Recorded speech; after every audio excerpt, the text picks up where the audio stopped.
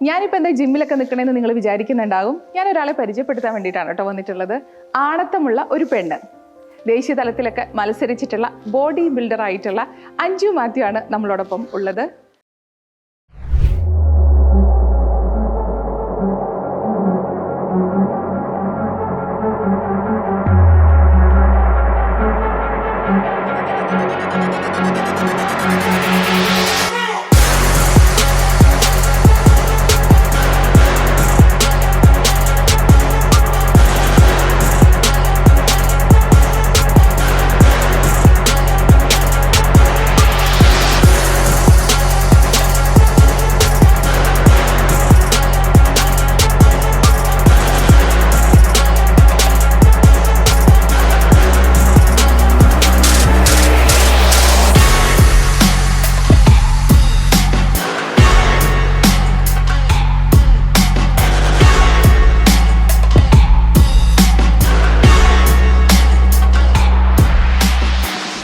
Anju, hello, നമസ്കാരം. നമസ്കാരം. അപ്പോൾ വർക്കൗട്ട് ചെയ്തുകൊണ്ടിരിക്കുവായിരുന്നു അഞ്ജു. അഞ്ജുവിനെ നിങ്ങൾ പലരും കണ്ടിട്ടുണ്ടായിരിക്കും, പല വേദികളിലൊക്കെ വന്നിട്ടുള്ള ഒരാളാണ്. നമ്മുടെ കേരളത്തെ റെപ്രസെന്റ് ചെയ്തുകൊണ്ട് ദേശീയ തലത്തിൽ ഉൾപ്പെടെയുള്ള മത്സരങ്ങളിലൊക്കെ പങ്കെടുത്തിട്ടുള്ള ബോഡി ബിൽഡിംഗ് ചാമ്പ്യൻ ആണ് അല്ലേ അഞ്ജു? അഞ്ജുവിനെ കുറിച്ച് എന്തൊക്കെ മത്സരങ്ങളിൽ പങ്കെടുത്തിട്ടുണ്ട് എന്നുള്ള കാര്യം അഞ്ജു തന്നെ പറഞ്ഞു. ഞാൻ സ്റ്റാർട്ട് ചെയ്യുന്നത് മിസ് എറണാകുളം കോമ്പറ്റീഷനിലാണ്. BBAKയുടെ ബോഡി ബിൽഡിംഗ് അസോസിയേഷൻ ഓഫ് കേരളയുടെ miss Kerala miss Ernakulam start ചെയ്തു. അതിനകത്ത് ഫസ്റ്റ് വന്നു. അതുപോലെ തന്നെ miss Kerala 3 years 2022, 23, 24 miss Kerala body building ചാമ്പ്യനായി. അതിനുശേഷം 2 വർഷം നാഷണൽ കോമ്പീറ്റ് ചെയ്തു. ഫസ്റ്റ് 6th പൊസിഷനിലും ഈ വർഷം 5th പൊസിഷനിലുമാണ് വന്നത്. 2024 മത്സരം ഓൾറെഡി കഴിഞ്ഞിട്ടുണ്ട്. വർഷത്തെ കഴിഞ്ഞിട്ടുണ്ട്. അഞ്ജു ഇപ്പം UAE-ലാണ് കേട്ടോ ഉള്ളത്. ദേശീയ മത്സരങ്ങൾക്കൊക്കെ വേണ്ടിയിട്ട് നാട്ടിലേക്ക് ട്രാവൽ ചെയ്യാണ് ചെയ്യുന്നത് അല്ലേ? ഇപ്പം ഇവിടെ ഞാൻ അബുദാബിയിലാണ് വർക്ക് ചെയ്യുന്നത്. അബുദാബിയിലെ ഖാലിദിയയിൽ കാലിഫോർണിയ ജിം എന്ന് പറയും. അവിടെ ട്രെയിനറായിട്ട് വർക്ക് ചെയ്യുന്നു. ജനറൽ ആൻഡ് പേഴ്സണൽ ട്രെയിനിങ് എടുക്കുന്നു ക്ലയൻസിന്. ഒരു വീട്ടമ്മ എന്ന നിലയിൽ അഞ്ജു ഒരു വീട്ടമ്മയാണല്ലോ. വീട്ടമ്മ എന്ന നിലയിൽ ഇപ്പം എന്നെ സംബന്ധിച്ചൊക്കെ എത്തിപ്പെടാവുന്ന വലിയൊരു ഹാർഡ് ടാസ്ക് ആണ് ഈ ബോഡി ബിൽഡിംഗ് എന്ന് പറയുന്നത്. കാരണം നമുക്ക് കുടുംബം, ജോലി എല്ലാം കൂടെ മാനേജ് ചെയ്ത് പോകാൻ കുറച്ച് ബുദ്ധിമുട്ടുണ്ട്. അഞ്ജു എപ്പോഴാണ് ഈ ഒരു ബോഡി ബിൽഡിംഗ് എന്നുള്ളൊരു മേഖലയിലേക്ക് അല്ലെങ്കിൽ ജിമ്മിലേക്കൊക്കെ പോയി തുടങ്ങിയത്? എന്നെ സംബന്ധിച്ചിടത്തോളം എത്തിപ്പെടാൻ പറ്റാത്തതായിട്ട് ഈ ലോകത്തൊന്നുമില്ല എന്ന് ചിന്തിക്കുന്ന ഒരാളാണ് ഞാൻ. പക്ഷേ ഏകദേശം ഒരു 8 വർഷം മുന്നേ ഇതേപോലെ ചിന്തിച്ചിരുന്ന ഒരു സമയമുണ്ടായിരുന്നു. അന്ന് വിവാഹം കഴിഞ്ഞ് കുട്ടിയായി, ജോലിയുണ്ട്, അങ്ങനെ തിരക്കുകളാണ്. അപ്പോൾ അന്ന് ഈ പറഞ്ഞ പോലെ എല്ലാവരെയും പോലെ വിവാഹമൊക്കെ കഴിഞ്ഞ് പ്രസവമൊക്കെ കഴിഞ്ഞപ്പോൾ കുറച്ച് വണ്ണം വെച്ചു. അപ്പം ഞാൻ എൻ്റെ ഒരു സുഹൃത്താണ് നമുക്ക് ജിമ്മിൽ പോയി വണ്ണം കുറയ്ക്കാനായിട്ട് പല പല വഴികൾ ചെയ്തു. വീട്ടിലൊക്കെ പലതും ചെയ്തു, ഒന്നും നടപടിയാവുന്നില്ല. അവസാനം ഞങ്ങൾ തീരുമാനിച്ചു ജിമ്മിൽ പോയി വർക്കൗട്ട് ചെയ്യാമെന്ന് തീരുമാനിച്ചു. സാധാരണ ഒരു പെൺകുട്ടിയെ പോലെ ജിമ്മിൽ വണ്ണം കുറയ്ക്കാൻ വേണ്ടിയിട്ട് കയറിയതാണ്. പിന്നെ ചെറുപ്പം മുതലേ സ്കൂളിൽ പഠിക്കുമ്പോൾ കുറച്ച് സ്പോർട്സും കാര്യങ്ങളൊക്കെ ഉണ്ടായിരുന്നു. സ്പോർട്സ് ഭയങ്കര ഇഷ്ടമാണ്. അപ്പോൾ അങ്ങനെ ജിമ്മിൽ വർക്കൗട്ട് സ്റ്റാർട്ട് ചെയ്ത് കഴിഞ്ഞപ്പോഴാണ് എനിക്ക് ആ ഒരു എന്താ പറയുക ഉള്ളിലെ ഒരു സ്പോർട്സ്മാൻ സ്പിരിറ്റ് വീണ്ടും വരികയും അതുപോലെ തന്നെ വർക്കൗട്ട് പഠിക്കാനും ചെയ്യാനൊക്കെ കുറച്ചുകൂടി അധികം താല്പര്യം തോന്നി. അപ്പം അങ്ങനെ അത് കണ്ടിന്യൂ ചെയ്ത് പോയപ്പോൾ കുറച്ച് സുഹൃത്തുക്കളാണ് ഇത്തരത്തിൽ കോമ്പറ്റീഷൻസ് ഉണ്ട്.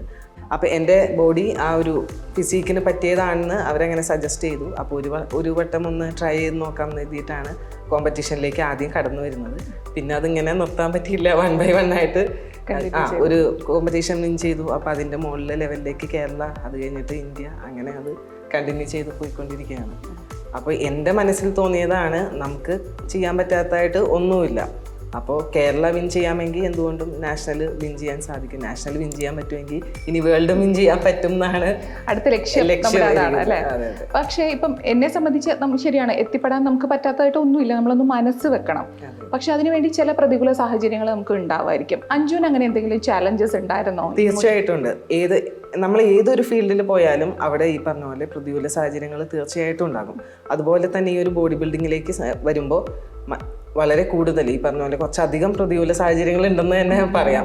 കാരണം നമ്മുടെ സമൂഹത്തിൽ ഇത് അക്സെപ്റ്റ് ചെയ്യാനായിട്ട് ഒരു പെൺകുട്ടി ജിമ്മിൽ പോകുന്നത് തന്നെ ആൾക്കാർക്ക് അത്ര ഒരു അക്സെപ്റ്റ് ചെയ്യാൻ ബുദ്ധിമുട്ടാണ്. അപ്പോൾ തീർച്ചയായിട്ടും ബോഡി ബിൽഡിങ്ങിലേക്ക് കടന്നു വരാമെന്ന് പറഞ്ഞത് കുടുംബത്തിൻ്റെ ഭാഗത്തു നിന്നായാലും ചുറ്റുപാടുകളിൽ നിന്നായാലും സുഹൃത്തുക്കളുടെ ഇടയിൽ നിന്ന് പോലും പലപ്പോഴും നമുക്ക് നെഗറ്റീവായിട്ടുള്ള പലതും നേടേണ്ടി വന്നിട്ടുണ്ട്. പിന്നെ അതിനെ തരണം ചെയ്ത് മുന്നോട്ട് വന്നാണ് ഇപ്പൊ ഈ ഒരു ലെവലിലേക്ക് അതിജീവിച്ചിട്ട്. അന്ന് നമുക്കൊരു വിഷമമാണ്, എല്ലാവരും നമ്മളെ നെഗറ്റീവ് പറയുന്ന സമയത്ത് നമുക്കൊരു വിഷമമാണ്. ഇന്ന് ഈ ഒരു ലെവലിലേക്ക് എത്തി നിൽക്കുമ്പോൾ നമുക്ക് സന്തോഷം മാത്രമേ ഉള്ളൂ. ഇപ്പോൾ അന്ന് തള്ളി പറഞ്ഞ പലരും ഇന്ന് നമ്മളെ അക്സെപ്റ്റ് ചെയ്യുന്നുണ്ട്. അതെ. അപ്പോൾ അങ്ങനെ വരുമ്പോൾ ഈ ഒരു യാത്രയിൽ ബോഡി ബിൽഡിംഗ് ജേർണി സ്റ്റാർട്ട് ചെയ്തിട്ട് ഏറ്റവും അഭിമാനം തോന്നിയിട്ടുള്ള ഒരു സിറ്റുവേഷൻ ഉണ്ടായിട്ടുണ്ടോ? ഭയങ്കര പ്രൗഡ്, ഞാൻ ഇത്രയും ഒരു എഫേർട്ട് എടുത്തു, എനിക്കൊരു സക്സസ് എന്ന് തോന്നിയിട്ടുള്ള ഒരു നിമിഷം ഉണ്ടായിട്ടുണ്ടോ? തീർച്ചയായിട്ടും. നമുക്ക് ഈ ഒരു കേരളത്തിനെ റെപ്രസെൻ്റ് ചെയ്തിട്ട് ഈ ഒരു കൊച്ചു കേരളത്തിൽ നിന്ന് ഇന്ത്യയിലേക്ക് എത്തിപ്പെട്ട് ഇന്ത്യയിൽ 5th പൊസിഷൻ കിട്ടുക എന്ന് പറയുന്നത് എന്നെ സംബന്ധിച്ച് വളരെ വലിയ കാര്യമാണ്. കാരണം ഓൾ ഇന്ത്യ മഹാരാജ്യത്തിലെ എല്ലാ സ്റ്റേറ്റുകളിൽ നിന്നുള്ള കോമ്പറ്റീറ്റേഴ്സ്, എല്ലാ ഡിപ്പാർട്ട്മെൻറ്റ്, പോലീസ്, ആർമി, എല്ലാ ഡിപ്പാർട്ട്മെൻറ്റിൽ നിന്നുള്ള ഏറ്റവും പ്രഗത്ഭരായിട്ടുള്ള, നിങ്ങൾക്ക് കോമ്പറ്റീഷൻ്റെ വീഡിയോസ് എടുത്ത് കണ്ടാൽ മനസ്സിലാകും, വളരെ പ്രഗത്ഭരായിട്ടുള്ള കോമ്പറ്റീറ്റേഴ്സിൻ്റെ ഒപ്പം നമുക്കൊരു 5th പൊസിഷൻ ആ ഒരു സ്റ്റേജിൽ ലഭിക്കുക എന്ന് പറയുന്നത് എന്നെ സംബന്ധിച്ച് ഏറ്റവും പ്രൗഡായിട്ടുള്ള മൊമെൻ്റാണ്. അപ്പോൾ അത് കിട്ടിക്കഴിയുമ്പോൾ നമ്മൾ അപ്രിഷ്യേറ്റ് ചെയ്യുന്നവരുടെ ഒരു ലിസ്റ്റ് ഉണ്ട്.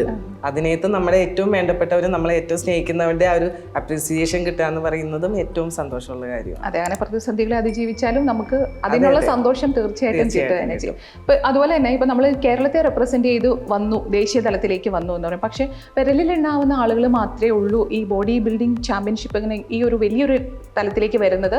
അല്ലാതെ ചെറിയ ചെറിയ ജിമ്മുകളിലൊക്കെ വർക്കൗട്ട് ചെയ്ത് മെയിൻറ്റെയിൻ ചെയ്ത് പോകുന്നവരുണ്ടായിരിക്കും അല്ലേ? അതെ. ഈ ഫിറ്റ്നസ്സും ബോഡി ബിൽഡിങ്ങും തമ്മിൽ രണ്ടാണ്, വളരെയധികം വ്യത്യാസമുണ്ട്. ബോഡി ബിൽഡിംഗ് എന്ന് പറയുന്ന എൻ്റയർലി ഒരു കോമ്പറ്റീഷൻ, അതായത് അത്ലറ്റിക്സ് ഒക്കെ പോലെ തന്നെ എൻ്റയർലി ഒരു കോമ്പറ്റീഷൻ ആയിട്ടുള്ള ഒരു ഫീൽഡാണ് ബോഡി ബിൽഡിംഗ് എന്ന് പറയുന്നത്. സാധാരണ ഒരാൾക്ക് അതിനെപ്പറ്റി ചിന്തിക്കേണ്ട ഒരു ആവശ്യമേ വരുന്നില്ല. ജിമ്മിൽ പോകുന്നു, നല്ല ഭക്ഷണങ്ങൾ കഴിക്കുന്നു, നമ്മുടെ ഫിറ്റ്നസ് ഒന്ന് മെയിൻറ്റെയിൻ ചെയ്തു പോകുക, വണ്ണം കുറയ്ക്കുക, ഹെൽത്തി ആയിട്ടിരിക്കുക, അതാണ് സാധാരണ ഒരാൾ ചിന്തിക്കുന്നത്. അതിനപ്പുറത്തേക്ക് ബോഡി ബിൽഡിംഗ് എന്ന് ചിന്തിക്കുമ്പോൾ അതിന് പിന്നാലെ കുറേ അധികം കാര്യങ്ങളുണ്ട്, കുറേ അധികം കാര്യങ്ങളും എഫേർട്ടും അതിൻ്റെ പിന്നിൽ എടുക്കാനുണ്ട്. അപ്പോൾ ആ ഒരു കോമ്പറ്റീഷൻ ലെവലിൽ ചിന്തിക്കുന്ന ഒരാൾക്ക് മാത്രമാണ് ആ ഒരു മേഖലയിലേക്ക് കടക്കേണ്ട കാര്യമുള്ളൂ. അപ്പോൾ ആദ്യം അതിനെപ്പറ്റി അറിയണം. നമ്മൾ കൂടുതലായിട്ട് ഈ ബോഡി ബിൽഡിംഗ് എന്ന് പറയുന്നത് മറ്റുള്ള കാണുമ്പോൾ നല്ലതേ ഒരു ശരീരമുണ്ട്, മസിലൊക്കെ ഉണ്ടെന്ന് എളുപ്പത്തിൽ പറയുമെങ്കിലും ഇതൊരിക്കലും എളുപ്പമുള്ള ഒരു കാര്യമേ അല്ല. വർഷങ്ങളായിട്ട്, ഞാനിപ്പോൾ ഒരു 4-5 വർഷത്തോളമായിട്ട് കോമ്പറ്റീഷൻ ഫീൽഡിലുണ്ട്. അപ്പോൾ ആ ഒരു അത്രയും വർഷത്തെ ഒരു എഫേർട്ടാണ് ഇന്ന് ഈ ഒരു ശരീരം എന്ന് പറയുന്നത്. അത് അത്രയും ഡയറ്റ്, വർക്കൗട്ട്, അങ്ങനെ എല്ലാം കൃത്യമായിട്ട് പോകുന്നത് കൊണ്ടാണ് നമുക്ക് ഈ ഒരു ചെയ്യാൻ സാധിക്കുന്നത്. പൊറോട്ട, ബീഫ്, ചോറ്, പുളിങ്കറി, ഇതൊന്നും മലയാളി ഒഴിവാക്കാൻ പറ്റാത്തതാണ്. കോമ്പറ്റീഷന് വേണ്ടിയിട്ട് നമ്മൾ ഏകദേശം ഒരു 6 മാസത്തെ പ്രിപ്പറേഷനാണ് എടുക്കുക. ബാക്കി 6 മാസം നമ്മളൊരു എന്തായാലും നമ്മളൊരു സാധാരണ മനുഷ്യനാണ്. ബിരിയാണിയാണ് എൻ്റെ വീക്ക് പോയിന്റ് എന്ന് പറയുന്നത്. അതൊക്കെ കഴിക്കുന്നതിന് പ്രശ്നമൊന്നുമില്ല, കഴിക്കാം. പക്ഷേ നമുക്ക് എന്താ പറയുക, ഇത്ര കാലറീസ് ഉണ്ട് ഒരു ദിവസം, ശരീരത്തിന് ഇത്ര കാലറീസ് ആവശ്യമുണ്ട്. അതേപോലെ തന്നെ വർക്കൗട്ട് അത്രയും ഇന്റൻസിറ്റിയിൽ ചെയ്യുന്ന ഒരാളാണെന്നുണ്ടെങ്കിൽ ഏത് ഭക്ഷണം വേണമെങ്കിലും കഴിക്കാം. ഓക്കെ, ഇതിപ്പോൾ അഞ്ജു ബോഡി ബിൽഡർ ആണ്. പക്ഷെ സാധാരണ ഒരു വീട്ടമ്മയ്ക്ക്, പ്രത്യേകിച്ച് നമ്മൾ പ്രവാസികളായിട്ടുള്ള, ഇപ്പം നമ്മളിവിടെ നിൽക്കുന്നത് കൊണ്ട് ഇവിടുത്തെ ഇതിപ്പോൾ ഇവിടെ ട്രെയിനറായിട്ട് നിൽക്കുന്നുണ്ട്, ഒരു ഇൻസ്ട്രക്ടർ ആണല്ലോ അഞ്ജു. അപ്പോൾ തോന്നിയിട്ടുള്ള ഒരു കാര്യം എന്താണ്, എങ്ങനെയാണ് ഈസി ആയിട്ട് നമ്മുടെ ഒരു ഫിറ്റ്നസ് മെയിൻറ്റെയിൻ ചെയ്ത് കൊണ്ടുപോകാൻ പറ്റുന്നത്? ഈ ഒരു സിറ്റുവേഷൻ നമുക്കറിയാം, ഇവിടുത്തെ ലൈഫ് സ്റ്റൈൽ വേറെയാണ്, കുറച്ച് ബിസി ലൈഫ് സ്റ്റൈലാണ്, വർക്കിംഗ് വുമൻസ് ഉണ്ട്, വീട്ടമ്മമാരുണ്ട്. അപ്പോൾ അതെങ്ങനെ ശരിയാണ്. നമ്മുടെ ഒരു UAE ലൈഫ് എന്ന് പറയുന്നത് മെയിനായിട്ട് നമ്മുടെ ജോലിയാണ് ഏറ്റവും പ്രധാനം. ബാക്കി വീട്ടിലെ കാര്യങ്ങളെല്ലാം സൈഡായിട്ടാണ് വരുന്നത്. അപ്പം നമ്മൾ ജോലിക്ക് വേണ്ടി നല്ലൊരു സമയം നമ്മുടെ സ്പെൻഡ് ചെയ്യുന്നുണ്ട്. പക്ഷെ എന്നിരുന്നാൽ പോലും ഈ ജോലിക്ക് അപ്പുറത്തേക്ക് നമ്മുടെ ആരോഗ്യം എന്ന് പറയുന്നത് വളരെ ഇമ്പോർട്ടൻ്റ് ആണ്. പ്രത്യേകിച്ച് കൊറോണയൊക്കെ കഴിഞ്ഞപ്പോൾ നമുക്ക് മനസ്സിലാകും ആരോഗ്യം സംരക്ഷിക്കുക എന്ന് പറയുന്നത് വളരെ ഇമ്പോർട്ടൻ്റ് ആയിട്ടാണ്. നമുക്ക് വേണ്ടിയിട്ട് 1 മണിക്കൂർ ഒരു ദിവസത്തിൽ സ്പെൻഡ് ചെയ്യാൻ പറ്റുന്നില്ലെങ്കിൽ നമ്മളെ സ്നേഹിക്കുന്നു എന്ന് പറയുന്നതിൽ അർത്ഥമില്ല. അപ്പോൾ ആരോഗ്യ സംരക്ഷണത്തിൻ്റെ ഒരു ഭാഗമാണ് ജിമ്മ്, എക്സസൈസ് എന്ന് പറയുന്നത്. എല്ലാവർക്കും ജിമ്മിൽ പോകാൻ പറ്റിയൊന്നുമില്ല. പക്ഷേ ജിമ്മിൽ പോവുകയാണെന്നുണ്ടെങ്കിൽ നമുക്ക് കുറച്ചുകൂടി എഫക്റ്റീവായിട്ടുള്ള രീതിയിൽ നമുക്ക് എക്സസൈസുകൾ ചെയ്യാൻ പറ്റും. അങ്ങനെ ചെയ്യാൻ പറ്റാത്തവർക്ക് വീട്ടിൽ 1 മണിക്കൂർ അതിന് വേണ്ടിയിട്ട് സ്പെൻഡ് ചെയ്യുകയാണെങ്കിൽ കുഴപ്പമില്ല. ഇത്രയേ ഉള്ളൂ. നല്ല ആരോഗ്യകരമായിട്ടുള്ള ഹെൽത്തി ആയിട്ടുള്ള ഭക്ഷണങ്ങൾ കഴിക്കുക, അതോടൊപ്പം തന്നെ 1 മണിക്കൂർ എക്സസൈസ് ചെയ്യുക, നല്ല ഉറക്കം. ഇതാണ് ഒരു ഫിറ്റ്നസിൻ്റെ മെയിൻ ആയിട്ടുള്ള ഭാഗങ്ങൾ വരുന്നത്. അപ്പോൾ അതിന് വേണ്ടിയിട്ട് നമ്മൾ എങ്ങനെയെങ്കിലും 24 മണിക്കൂറിൽ 1 മണിക്കൂർ അതിന് വേണ്ടിയിട്ട് കണ്ടെത്തിയേ പറ്റുള്ളൂ. പിന്നെ അതുപോലെ ഏത് പ്രായം തൊട്ട്, ഇപ്പോൾ പെൺകുട്ടികളാണെങ്കിലും ആൺകുട്ടികളാണെങ്കിലും ഏത് പ്രായം തൊട്ട് ശരിക്കും ജിമ്മിൽ പോയി തുടങ്ങാം? ചിലർ പറയും ഏത് പ്രായമായാലും കുഴപ്പമില്ല, അങ്ങ് താല്പര്യം ഉള്ളപ്പോൾ അങ്ങ് തുടങ്ങാം. പക്ഷെ അതിനൊരു പ്രായമൊക്കെ ഉണ്ടോ, അങ്ങനെ ഒരു വർക്കൗട്ട് തുടങ്ങാനോ, ഹെവി ആയിട്ടുള്ള ഈ ബോഡി ബിൽഡിംഗ് ആ ഒരു ഇതിലേക്ക് വരണതിനൊരു പ്രായം അങ്ങനെയൊക്കെ ഞാൻ പറഞ്ഞില്ലേ, ബോഡി ബിൽഡിംഗ് എന്ന് പറയുന്നത് എൻ്റയർലി ഡിഫറെൻ്റ് ആണ്. ഫിറ്റ്നസിനെ പറ്റി ചിന്തിക്കുന്ന സമയത്ത് നമുക്ക് അത്യാവശ്യം ചെറിയൊരു പ്രായം തുടങ്ങി, സ്കൂളിൽ പഠിക്കുന്ന കുട്ടികളിൽ നിന്ന് തുടങ്ങി നമുക്കത് സ്റ്റാർട്ട് ചെയ്യാവുന്നതേ ഉള്ളൂ. പക്ഷെ നമ്മൾ ഓരോ പ്രായത്തിനനുസരിച്ച് വ്യത്യസ്തങ്ങളായിട്ടുള്ള എക്സസൈസുകളുണ്ട്. ഇപ്പോൾ വണ്ണം കുറയ്ക്കാനായിട്ട് ഒരാൾക്ക് അത്തരത്തിലുള്ള എക്സസൈസ് ഉണ്ട്, വണ്ണം വെക്കാനായിട്ട് അത്തരത്തിലുള്ള എക്സസൈസ് ഉണ്ട്, ചെറിയ കുട്ടികൾക്ക് ആ രീതിയിലുള്ള എക്സസൈസ് ഉണ്ട്. ഈവൻ 60, 70 ഇയേഴ്സ് 80 ഇയേഴ്സ് ഉള്ള ആൾക്കാർ വരെ നമ്മുടെ ജിമ്മിൽ വർക്കൗട്ട് ചെയ്യുന്നുണ്ട്. എക്സസൈസിന് അങ്ങനെ ഒരു പ്രത്യേകിച്ച് പ്രായമേ ഇല്ല. പക്ഷെ കൃത്യമായിട്ടുള്ള ഇൻസ്ട്രക്ടേഴ്സിൻ്റെ കീഴിൽ കൃത്യമായിട്ടുള്ള രീതിയിൽ എക്സസൈസ് ചെയ്ത് ഇഞ്ചുറീസ് വരാത്ത രീതിയിൽ ചെയ്യണം എന്ന് മാത്രമേ ഉള്ളൂ. അപ്പോൾ സ്കൂളുകളിലൊക്കെ ശരിക്കും പറഞ്ഞാൽ ചെറിയൊരു ജിം സെറ്റപ്പ് ഒക്കെ ഉണ്ടെങ്കിൽ കുട്ടികളുടെ ഒരു ഇപ്പോഴത്തെ ഒരു നമ്മുടെ ലൈഫ് സ്റ്റൈല് ഫാസ്റ്റ് ഫുഡൊക്കെ കഴിക്കുന്ന സാഹചര്യത്തിൽ കുട്ടികൾ കൂടുതൽ ആക്ടിവിറ്റീസ് കുറവാണ്. പ്രത്യേകിച്ചും മറ്റു രാജ്യങ്ങളിൽ താമസിക്കുമ്പോൾ, നാട്ടിലൊക്കെയാണെങ്കിൽ നമുക്ക് മുറ്റത്തോടെ ഓടി കളിക്കും, അങ്ങനെയൊക്കെ ഒരു ഇതുണ്ട്. അപ്പോൾ അങ്ങനെ ഒരു ഇത് വരുന്നതിനെ കുറിച്ച് എന്താണ്? സത്യത്തിൽ ഞാൻ പലപ്പോഴും അത് ചിന്തിച്ചിട്ടുണ്ട്. കാരണം എൻ്റെ മകളെ ഞാൻ 10 വയസ്സുള്ള മകളാണ് എനിക്കുള്ളത്. അവളെ എൻ്റെ ഒപ്പം തന്നെ ഞാൻ എക്സസൈസുകൾ ചെയ്യിപ്പിച്ച് കൊണ്ടുവരാറുണ്ട്. നമ്മുടെ നാട്ടിൽ അല്ലെങ്കിൽ ഇവിടെയൊക്കെ സ്പോർട്സിന് അത്രത്തോളം ഒരു ഇമ്പോർട്ടൻസ് കൊടുക്കുന്നില്ല എന്നാണ് ഞാൻ വിചാരിക്കുന്നത്. സ്പോർട്സ് ഈ പറഞ്ഞ പോലെ നമ്മുടെ വിദ്യാഭ്യാസത്തെ ഒപ്പം തന്നെ കൊണ്ടുപോകേണ്ട ഒന്നുകൂടിയാണ് സ്പോർട്സ് എന്ന് പറയുന്നത്. സ്കൂളുകളിലായാലും ജിമ്മിൻ്റെ ഒരു വലിയൊരു സെറ്റപ്പ് ഇല്ലെങ്കിൽ പോലും കുട്ടികൾക്ക് അത്യാവശ്യം നമുക്കറിയാം, നമ്മുടെയൊക്കെ എൻ്റെയൊക്കെ ചെറുപ്പത്തിൽ സ്കൂൾ വിട്ട് വന്നു കഴിഞ്ഞാൽ പറമ്പിലൊക്കെ ഇഷ്ടംപോലെ ഓടിക്കളിച്ചിരുന്ന സമയമുണ്ട്. അതൊക്കെ ഒരു ഓർമ്മയാണ്. അത് ഒരു ആരോഗ്യത്തിൻ്റെയും ഭാഗമാണ് അതൊക്കെ. ഇന്നത്തെ കുട്ടികൾക്ക് അതെല്ലാം മിസ് ചെയ്തിട്ടുണ്ട്. അപ്പോൾ ആ ഒരു അറ്റ്മോസ്ഫിയർ, കുട്ടികൾക്ക് ഒരു എക്സസൈസിൻ്റേതായിട്ടുള്ളൊരു അറ്റ്മോസ്ഫിയർ സ്കൂളുകളിൽ കൊടുക്കുന്നത് ഏറ്റവും നല്ലതായിരിക്കും. അതിനുള്ളൊരു ചെയ്യണം എന്നാണ് എൻ്റെയും ഒരു ആഗ്രഹം. അതുപോലെ തന്നെ നമ്മളിപ്പോൾ പറഞ്ഞ പോലെ കുടുംബങ്ങളിലാണെങ്കിലും ഇപ്പോൾ പറയുന്നത് വീട്ടമ്മമാരായിട്ടിരിക്കുന്നവർ അവർക്ക് ഇതിനൊന്നും സമയമില്ല, അവരുടെ ശരീരം ഇപ്പോൾ എക്സ്പെക്ട് ചെയ്യുന്ന നമ്മുടെ ഒരു മലയാളി കൾച്ചർ ഉണ്ട്. വീട്ടമ്മ എന്ന് പറഞ്ഞിട്ടുണ്ടെങ്കിൽ കുറച്ച് വണ്ണമൊക്കെ വെച്ച് അങ്ങനെ വീട്ടിലെ കാര്യങ്ങൾ നോക്കി മറ്റുള്ളവരുടെ കാര്യങ്ങളൊക്കെ നോക്കി പോകട്ടെ എന്നുള്ളത്, ആ ഒരു കാഴ്ചപ്പാട് മാറണമെന്ന് തോന്നിയിട്ടുണ്ടോ? സത്യമായിട്ടും.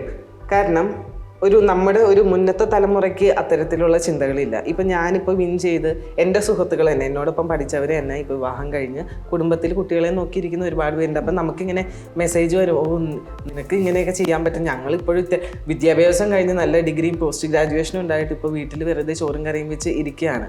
അപ്പോൾ അവർക്ക് മുന്നോട്ട് വരാൻ 2 സാഹചര്യങ്ങളുണ്ട്. ഒന്ന്, അവർക്ക് തന്നെ താല്പര്യമില്ല. രണ്ടാമത്, ഭർത്താക്കന്മാർ, കുടുംബം അതിന് സമ്മതിക്കുന്നില്ല എന്ന് തന്നെയാണ്. ഞാനും സ്റ്റാർട്ട് ചെയ്യുന്ന സമയത്ത് ഇത്തരത്തിലുള്ള എല്ലാ പ്രശ്നങ്ങളും ഉണ്ടായിരുന്നു. നമുക്ക് എല്ലാവരെയും കൺവിൻസ് ചെയ്തിട്ട് നമുക്ക് എല്ലാ കാര്യങ്ങളും ചെയ്യാൻ പറ്റില്ല. എന്നാലും നമുക്ക് ഈ പറഞ്ഞ പോലെ നമ്മൾ ആ ഒരു സ്റ്റെപ്പ് മുന്നോട്ട് എടുക്കണം. എൻ്റെ ഹെൽത്ത് നോക്കേണ്ടത് എൻ്റെ ഉത്തരവാദിത്വമാണ്. അപ്പോൾ ആ ഒരു സ്റ്റെപ്പ് ഞാൻ മുന്നോട്ട് എടുത്ത് വയ്ക്കുമ്പോൾ നമ്മുടെ സാഹചര്യങ്ങൾ അതനുസരിച്ചിട്ട് നമുക്ക് വന്നോളൂ. അതെ, തീർച്ചയായിട്ടും. ഇപ്പം നമ്മുടെ ഗ്രൂപ്പിലാണെങ്കിലും കുറേ ഫ്രണ്ട്സ് ഉണ്ട്, അവർക്ക് ആഗ്രഹമുണ്ട് പോകണമെന്ന്, പക്ഷേ അതിനുള്ള ടൈം കണ്ടെത്താൻ പറ്റുന്നില്ല. നല്ല അടിപൊളി ഡ്രസ്സൊക്കെ ഇടണമെന്ന് ആഗ്രഹമുണ്ട്, പക്ഷേ അതിനുള്ള കോൺഫിഡൻസ് ഇല്ല. ബോഡി ഷേമിങ് പലപ്പോഴും ഏറ്റുവാങ്ങുന്നുണ്ട്, പക്ഷേ പ്രതിസന്ധികൾ കൂടുതലാണ്. അപ്പോൾ അവർക്കൊക്കെ ഒരു പ്രചോദനമാണ് നമ്മുടെ അഞ്ജു മാത്യു, അല്ലേ? ഇപ്പം നമ്മൾ വീട്ടമ്മമാരുടെ ആരോഗ്യത്തെക്കുറിച്ച് സംസാരിച്ചു. അപ്പോൾ ശരിക്കും കുറച്ച് ബുദ്ധിമുട്ടുള്ള വെർട്ടിഗോ ഉള്ളവരുണ്ട്, മൈഗ്രെയിൻ ഉള്ളവരുണ്ട്. അപ്പോൾ അവർക്കൊക്കെ ജിമ്മിൽ പോയി വർക്കൗട്ട് ചെയ്യുന്നതിന് പല പരിമിതികളും ഉണ്ട്. ഡയറ്റ് കൺട്രോൾ ചെയ്തിട്ടുണ്ടെങ്കിൽ നമുക്ക് ഒരു പരിധി വരെ നമ്മുടെ ഫിറ്റ്നസ് മെയിൻറ്റെയിൻ ചെയ്യാൻ പറ്റില്ലേ? അപ്പോൾ വീട്ടമ്മമാർക്കുള്ള കുറച്ച് ഫിറ്റ്നസ് കുറേ അധികം പേർക്ക് വണ്ണം വെക്കുക, കുറച്ചധികം പേർക്ക് വണ്ണം കുറയ്ക്കുക, ചിലർക്ക് അതൊന്ന് മെയിൻറ്റെയിൻ ചെയ്ത് കൊണ്ടുപോവുക, ഇത്തരത്തിലാണ് ആവശ്യങ്ങൾ വരുന്നത്. നമുക്ക് ക്ലയൻസ് വരുന്നത് വീട്ടമ്മമാരുടെ ആവശ്യം ഇത് തന്നെയാണ് വരുന്നത്. ഇപ്പോൾ വണ്ണം കുറയ്ക്കാനാണെന്നുണ്ടെങ്കിൽ നമുക്ക് ചെയ്യാവുന്നത് ഒരു 50% ഡയറ്റിൽ തന്നെയാണ് വരുന്നത്. വീട്ടിൽ നമ്മൾ ഈ പറഞ്ഞ പോലെ കൃത്യമായിട്ട് ഓരോ കാലോറീസ്, ഒരു ദിവസം ഇത്ര കാലോറീസ് കഴിക്കുന്ന വിധത്തിൽ ചൂസി ആയിട്ട് കഴിക്കുക. നമ്മൾ കഴിക്കുന്ന ഭക്ഷണം ഏറ്റവും ഹെൽത്തി ആയിട്ടുള്ളതും പ്രോട്ടീൻ റിച്ച് ആയിട്ടുള്ളതും ഭക്ഷണങ്ങൾ കഴിക്കുക. നമുക്ക് വീട്ടിൽ തന്നെ ചെയ്യാവുന്ന, ഇപ്പോൾ മെയിനായിട്ടും എല്ലാവരുടെയും പ്രശ്നം വരുന്നത് വയറാണ്. വയറ് കുറയാന്നുള്ളതാണ്. വയറ് കുറയുന്നതിന് നമ്മൾ ഫുൾ ബോഡി എക്സസൈസുകൾ ചെയ്യണം. അതിൻ്റെ ഒപ്പം തന്നെ വയറിന് വേണ്ടിയിട്ട് പ്രത്യേകം ഒരു എക്സസൈസുകളും നമുക്ക് ഉണ്ട്. അത് നമുക്ക് യൂട്യൂബിൽ നോക്കിയിട്ട് എവിടുന്നാലും നമുക്ക് എക്സസൈസുകൾ എടുത്ത് ചെയ്യാവുന്നതേ ഉള്ളൂ. ജിമ്മിലോട്ട് വരികയാണെന്നുണ്ടെങ്കിൽ നമുക്ക് കുറച്ചുകൂടി മെഷീൻ എക്സസൈസുകൾ കൂടുതലായിട്ട് ചെയ്യാൻ പറ്റും. പക്ഷേ വീട്ടിലിരുന്ന് നമുക്കത് മെയിൻറ്റെയിൻ ചെയ്ത് പോകാവുന്ന സിമ്പിളായിട്ടുള്ള കാര്യം മാത്രമേ ഉള്ളൂ.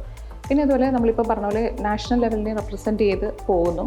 അപ്പോൾ ബാക്കി എല്ലാ മേഖലയിലാണെങ്കിലും ഗവൺമെൻറ്റിൻ്റെ സപ്പോർട്ട് ഉണ്ടാവും. എത്രത്തോളം ഉണ്ട് ഈ ഒരു മേഖലയിലേക്കുള്ളവർക്ക് ഗവൺമെൻറ്റിൻ്റെ ഭാഗത്ത് നിന്നൊക്കെ കിട്ടുന്ന ഒരു സപ്പോർട്ട് എന്ന് പറയുന്നത്?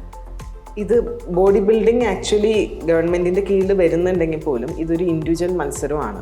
നമ്മുടെ ഒരു പേഴ്സണലായിട്ടുള്ള ഒരു മത്സരം പോലെയാണ് ബോഡി ബിൽഡിംഗ് നടക്കുന്നത്. ഇതിനകത്ത് തന്നെ ഇതിൻ്റെ പ്രധാന ഭാഗം എന്ന് പറയുന്നത് ഇതിനകത്ത് കുറേ കാര്യങ്ങൾ വരുന്നത്. ഇത് നല്ലപോലെ പൈസ വേണ്ട ഒരു ഇതാണ് നമ്മുടെ ഡയറ്റ്, സപ്ലിമെൻറ്റ്സ്, അതുപോലെ തന്നെ കോമ്പറ്റീഷന് വേണ്ടിയിട്ടുള്ള പ്രിപ്പറേഷൻ, ട്രാവലിംഗ്, എല്ലാത്തിനും കൂടി നല്ല രീതിയിൽ നമുക്ക് ഫണ്ട് ചിലവാകുന്നുണ്ട്. എനിക്ക് പറയുകയാണെന്നുണ്ടെങ്കിൽ എനിക്കൊരു കോമ്പറ്റീഷൻ ചെയ്യണമെന്നുണ്ടെങ്കിൽ ഒരു വർഷം ഏകദേശം 3 അല്ലെങ്കിൽ 4 ലക്ഷം രൂപ ചിലവാക്കിയിട്ടാണ് നമ്മളൊരു കോമ്പറ്റീഷന് വേണ്ടിയിട്ട് പ്രിപ്പറേഷൻ ചെയ്യുന്നത്. ഗവൺമെൻറ്റിൻ്റെ ഭാഗത്തുനിന്നും അങ്ങനെ നമുക്ക് പ്രത്യേകിച്ചൊരു സഹായം. പിന്നെ സ്കൂളിൽ പഠിക്കുന്ന കുട്ടികൾക്ക് ഗ്രേസ് മാർക്കുകൾ ഇപ്പോൾ വന്ന് തുടങ്ങിയിട്ടുണ്ട്. അതുപോലെ തന്നെ സ്പോർട്സ് കോട്ടയിൽ സെലക്ഷൻ, ബോഡി ബിൽഡേഴ്സിന് ഒരു കാറ്റഗറി വരുന്നുണ്ട്. അതൊരു ഏജിലാണ് നമുക്ക് അത് കിട്ടുന്നുള്ളൂ. പക്ഷെ എന്നാലും മാറ്റം വരുന്നുണ്ട്, കുറേ കൂടി ആ ഒരു ആൾക്കാരെ അക്സെപ്റ്റ് ചെയ്യുന്നുണ്ട്. പിന്നെ അതുപോലെ തന്നെ ഇപ്പോൾ ഈ അഞ്ജുവിൻ്റെ യാത്രയിൽ ഇപ്പോൾ ബോഡി ബിൽഡറായി നേരത്തെ തന്നെ മാസ്കുലിൻ ഒരു ഇതുണ്ടായിരുന്നു എന്ന് പറഞ്ഞു. എപ്പോഴെങ്കിലും ഒരു പ്രതിസന്ധി, ഇപ്പോൾ നമ്മൾ സ്ത്രീ എന്ന നിലയിൽ പലപ്പോഴും സേഫ്റ്റി ഇഷ്യൂസ്, ചിലപ്പോൾ ബസ്സിൽ കയറുമ്പോഴാണെങ്കിലും എപ്പോഴെങ്കിലൊക്കെ അങ്ങനെ എന്തെങ്കിലും ഒരു നെഗറ്റീവായിട്ടുള്ള ഒരു അനുഭവം ഉണ്ടായിട്ടുണ്ടോ? ഇങ്ങനെ ഈ ഒരു കരുത്തുള്ളത് കൊണ്ട് പിടിച്ച് പപ്പടാക്കാൻ പറ്റിയിട്ട് അങ്ങനെ എന്തെങ്കിലും ഒരു സിറ്റുവേഷൻ വന്നിട്ടുണ്ടോ? അല്ല, പൊതുവെ എനിക്ക് ഫീൽ ചെയ്തിട്ടുള്ള കാര്യം, എനിക്കിങ്ങനെ ഒരു ശരീരം ഉള്ളതുകൊണ്ട് പബ്ലിക്കലി നിൽക്കുമ്പോൾ ആണുങ്ങൾക്ക് എന്നെ നോക്കിയിട്ട് ഇത് എന്താ സംഭവം, ഇത് എന്താ ഇങ്ങനെ ഇരിക്കുന്ന ഒരു ടെൻഷൻ പോലെ നമ്മൾ നോക്കി നമ്മൾ തിരിച്ചു നോക്കുമ്പോഴത്തേക്ക് അവർ ഞെട്ടി മുഖം തിരിച്ച് പോകുന്നത്. ചിലപ്പോൾ ഉള്ളിൽ അയ്യോ എന്തോ ഒരു പേടി അവർക്കുണ്ടോ എന്ന് എനിക്ക് സംശയമുണ്ട്. പിന്നെ ചോദിക്കും, ചില ആൾക്കാർ ചോദിക്കും ജിമ്മിലാണോ വർക്ക് ചെയ്യുന്നത്, ജിമ്മിൽ കുറച്ചെങ്കിലും ഒക്കെ ഇതിനുമായിട്ട് ബന്ധപ്പെട്ട അറിവുള്ള ആൾക്കാർ നമ്മളോട് ചോദിക്കും ജിമ്മിലാണോ, ട്രെയിനറാണോ, ബോഡി നല്ല രസമുണ്ട് കാണാനെന്ന് പറയുന്ന ആൾക്കാരും ഉണ്ട് കേട്ടോ. ഇപ്പം നല്ലൊരു രീതിയിൽ ആരോഗ്യകരമായൊരു ഭക്ഷണശീലം ഇപ്പം അഞ്ജു ഒക്കെ തുടങ്ങുന്ന സമയത്ത് എങ്ങനെയായിരുന്നു ഇത് മെയിൻറ്റെയിൻ ചെയ്ത് പോയിക്കൊണ്ടിരുന്നത്? അതായത് ആദ്യം തന്നെ നമ്മൾ ഹാർഡായിട്ടുള്ള വർക്കൗട്ടൊന്നും അല്ലല്ലോ. അപ്പോൾ സാധാരണ ഒരു തുടക്കക്കാർക്ക് എങ്ങനെ സ്റ്റാർട്ട് ചെയ്യാം? ആദ്യം ഡയറ്റ് കൺട്രോൾ ചെയ്തിട്ടാണോ? അതെങ്ങനെയാണെന്നൊന്ന് പറയാമോ? ഇത് കണ്ടിട്ട് കുറേ പേർക്ക് ഇൻസ്പിറേഷൻ ആവുന്നുള്ള കാര്യത്തിൽ ഒരു സംശയമില്ല. ഡയറ്റിനകത്ത് നമുക്ക് ഏറ്റവും പ്രധാനപ്പെട്ട കാര്യം എന്ന് പറയുന്നത് ഷുഗർ കട്ട് ചെയ്യുക എന്നുള്ളതാണ്. നമ്മൾ മുന്നേ കേട്ടിട്ടുള്ള കാര്യമാണ്. ഷുഗർ എന്ന് പറയുന്നത് നമ്മുടെ ശരീരത്തിന് ആവശ്യമില്ലാത്തൊരു കാര്യമാണ്. ഷുഗർ കട്ട് ചെയ്യുമ്പോൾ തന്നെ ബോഡിയിൽ നല്ല രീതിയിൽ ഒരു ചേഞ്ച് വരുന്നുണ്ട്. അത് നമുക്ക് കൺട്രോൾ, നമ്മളെ പ്രത്യേകിച്ച് മലയാളികളെ സംബന്ധിച്ച് നമ്മൾ മധുരത്തിൻ്റെ ആൾക്കാരാണ്, പായസമായിട്ടും ലഡുവായിട്ടൊക്കെ. അപ്പോൾ ഷുഗർ നല്ല രീതിയിൽ കട്ട് ചെയ്യാന്ന് തന്നെയാണ് നമ്മൾ പറയുക, കൺട്രോൾ എന്നല്ല, കട്ട് ചെയ്യാന്ന് തന്നെയാണ് പറയുക. പിന്നെ നന്നായിട്ട് വെള്ളം കുടിക്കുക. ശരീരത്തിൽ എപ്പോഴും ആ ഒരു ജലാംശം ഉണ്ടായിരിക്കണം നല്ല രീതിയിൽ. ഞാൻ ഏകദേശം 4 മുതൽ 5 ലിറ്റർ വരെ വെള്ളം കുടിക്കുന്നുണ്ട്. സാധാരണക്കാരായ ഒരാളും ഈ പറഞ്ഞ പോലെ 3 ലിറ്റർ വരെയെങ്കിലും വെള്ളം കുടിക്കണം. പിന്നെ വരുന്നത് ഇപ്പോൾ കാർബ്സ് അടങ്ങിയ ഭക്ഷണങ്ങൾ കഴിക്കുമ്പോൾ ചൂസി ആയിട്ട് കഴിക്കുക, നല്ല കാർബ്സ് ആയിട്ടുള്ളത്. ഫാറ്റ് എടുക്കുന്ന സമയത്ത് നല്ല ഫാറ്റ് വരുന്ന ബട്ടർ, ഗീ ഒക്കെ നല്ലതാണ്, ശരീരത്തിന് വളരെ നല്ലതാണ്. അതുപോലെ തന്നെ നന്നായിട്ട് ഫ്രൂട്ട്സ്, വെജിറ്റബിൾസ് നല്ല രീതിയിൽ കഴിക്കുക. പ്രോട്ടീൻ വേണം, എഗ് വെയിറ്റ് വേണം, ചിക്കൻ വേണം, ബീഫും കഴിക്കാം, എല്ലാം കഴിക്കാം. ഇത് കൃത്യം അളവുകൾ, ഏകദേശം ഒരു അളവ് വെച്ചിട്ട്. നമ്മുടെയൊക്കെ ഒരു പഴയ സിസ്റ്റം അനുസരിച്ച് ഒരു പാത്രം എടുക്കുക, കുറേ ചോറും കുറേ കറിയും നല്ല സാമ്പാറും മീൻകറിയൊക്കെ കൂട്ടി കഴിക്കുന്ന ശീലമാണ് നമുക്കുള്ളത്. പക്ഷെ കുറേയെങ്കിലും ഒക്കെ അതിലൊരു കൺട്രോൾ വേണം. അപ്പം തന്നെ ശരീരത്തിന് നല്ലൊരു വ്യത്യാസം വന്ന് തുടങ്ങും. അതിൻ്റെ കൂട്ടത്തിൽ നമ്മുടെ ഓരോ ശരീരഭാഗങ്ങൾക്ക് വേണ്ടിയിട്ടുള്ള എക്സസൈസുകൾ ചെയ്തു കൊടുക്കുക. അത് നമ്മുടെ മസിൽസിനെ സ്ട്രെങ്തൻ ചെയ്യാൻ വേണ്ടിയിട്ടാണ്. നമുക്ക് ഒരു ഏജ് കഴിയുന്തോറും നമ്മുടെ മസിൽസ് കുറേ വീക്കായി വരുന്നുണ്ട്. അപ്പോൾ അതിനെ സ്ട്രെങ്തൻ എടുക്കുക എന്ന് പറയുന്നത് വളരെ ഇമ്പോർട്ടൻ്റ് ആണ്. ഇപ്പോൾ എല്ലാവരും കോമ്പറ്റീഷന് പോകണം, ഇങ്ങനെ മസിൽ പിടിക്കണം എന്നില്ല. നമുക്ക് വെയിറ്റ് ഉള്ള ഒരു വസ്തുവിനെ എടുക്കുമ്പോൾ നമ്മുടെ ശരീരത്തിന് അത് എടുക്കാനുള്ള ഒരു സ്ട്രെങ്ത്തിലേക്ക് കൊണ്ടുവരിക എന്നുള്ളതാണ് ഏറ്റവും അതാണ് ഫിറ്റ്നസ് എന്ന് പറയുന്നത്. തീർച്ചയായും ആരോഗ്യത്തോടെ ഇരിക്കുക എന്നുള്ളത് തന്നെയാണ് ഏറ്റവും പ്രധാനം. അപ്പോൾ നമുക്ക് തീർച്ചയായും ഒരു പ്രചോദനം തന്നെയാണ്. ആർക്കും പറ്റില്ലാത്തൊരു കാര്യമല്ല, എത്തിപ്പിടിക്കാൻ ബുദ്ധിമുട്ടുള്ള ഒരു മേഖലയുമല്ല. പക്ഷെ അഞ്ജുവിന് ലക്ഷ്യങ്ങൾ ഇനിയുമുണ്ട്. ഓക്കെ, അപ്പോൾ ആ ലക്ഷ്യത്തിലേക്ക് ഇൻ്റർനാഷണൽ ലെവലിൽ നമുക്ക് ആ ഒരു വേദിയിൽ അഞ്ജുവിനെ കാണാൻ സാധിക്കട്ടെ. വിന്നറായി നമ്മുടെ പതാക അവിടെ പാറുന്നത് നമുക്ക് കാണാൻ പറ്റട്ടെ എന്ന് ഞാൻ ആശംസിക്കുകയാണ്. Thank you so much Anju.